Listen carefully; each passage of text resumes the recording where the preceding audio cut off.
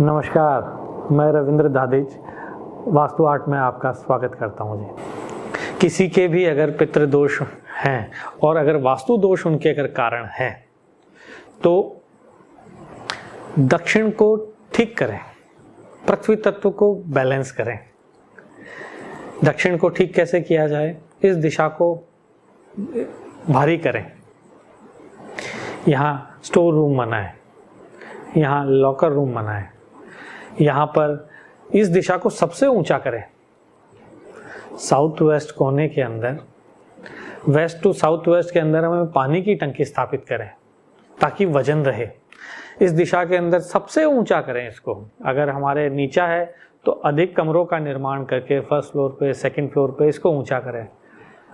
अगर किसी का फ्लैट है और वहाँ की फर्श नीचा है तो भी ये गलत है, वहाँ की फ्लोरिंग को तुरंत ऊंचा कराएं, वहाँ टाइल लगाएं, वुडन फ्लोरिंग कराएं। और अगर किराए का मकान है तो उसमें कारपेट ही लगाएं, पर इस दिशा को ऊंचा करना बहुत ज़रूरी है।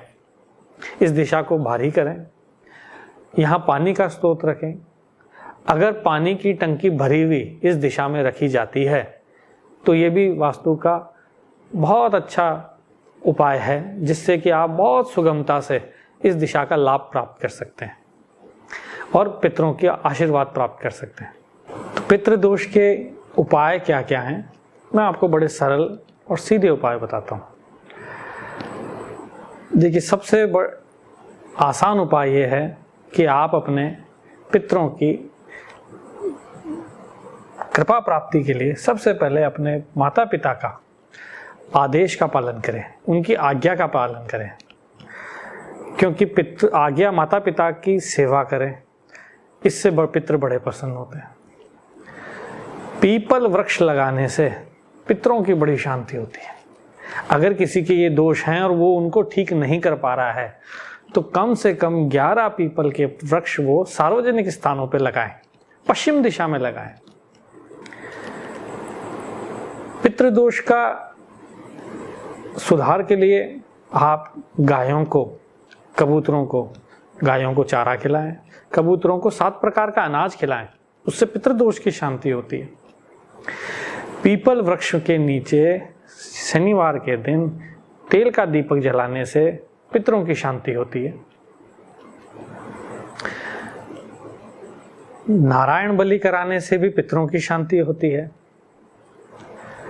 पितरों का पितृ पक्ष में श्राद्ध करने से, उनका तर्पण करने से, पितृ संबंधी उनको कव्य प्रदान करने से पितृ बड़े शांत होते हैं।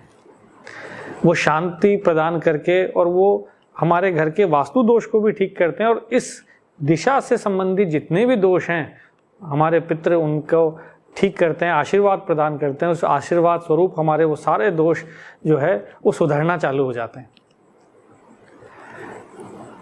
पितृदोष में आप पितृ सूक्त का पाठ कर सकते हैं।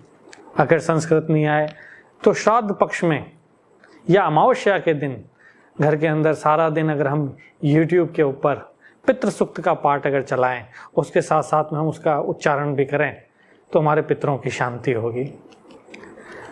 और सबसे छोटा पितृ गायत्री मंत्र, ये गायत्री मंत्र का अगर हम रोज पाठ करें, हम अमावस्या के दिन पाठ करें, हम पितृ पक्ष में इसका रोजाना नियमित 1, 3, 5, 7 यथाशक्ति जितनी माला हो सकती है हम इसका अगर जाप करें तो हमारे पितरों की शांति होती है।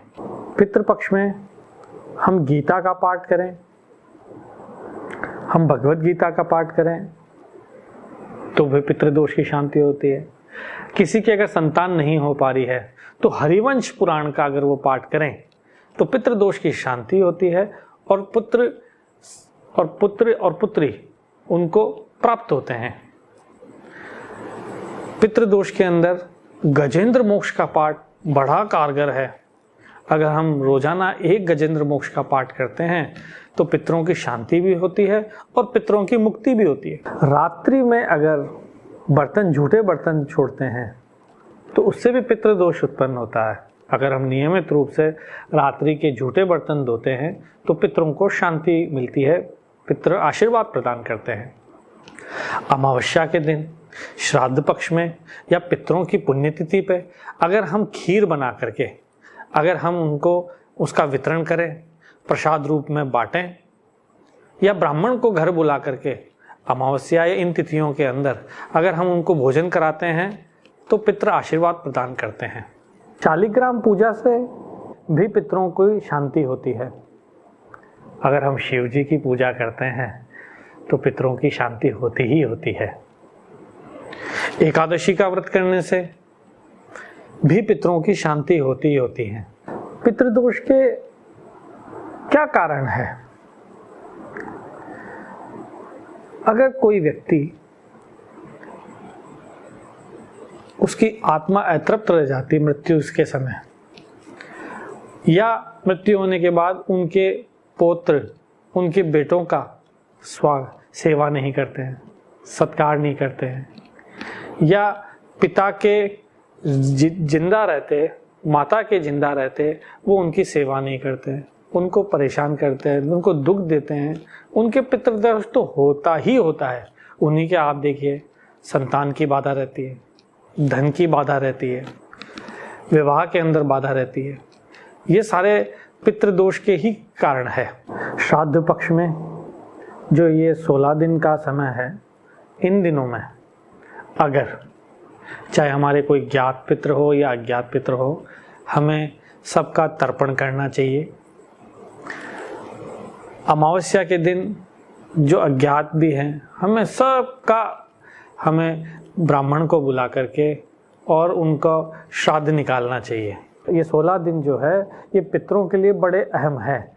इस पक्ष में अगर आप पूर्ण रूप से सात्विक रह करके पितरों का अगर श्राद्ध करेंगे, तर्पण करेंगे, उनके बताए अनुसार चलेंगे तो पितृ जरूर प्रसन्न होंगे और वो जरूर अपना आशीर्वाद प्रदान करेंगे। तो मेरा आप सबसे अनुरोध है, अगर आपके दक्षिण पश्चिम में दोष है, आपके दक्षिण में दोष है, या आपके घर के अंदर पितृ दोष है, आप सब इन सरल नियमों का पालन करें और जीवन को सुखमय बनाएं और पितरों को शांति प्रदान करें। नमस्कार।